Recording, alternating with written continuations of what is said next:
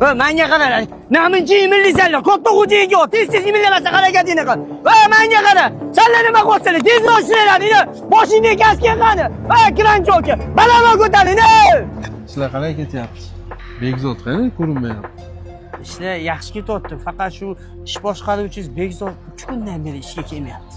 Shunaqa degin, bugun oliy tarqataman. Kelsa kirsa oldimmi? Tushundingmi?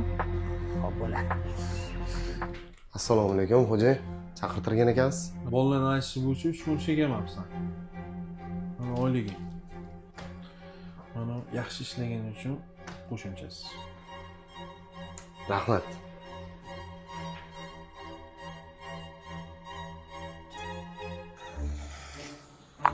Ya assalomu alaykum xo'jayim. Keling, yaxshi keldingizmi?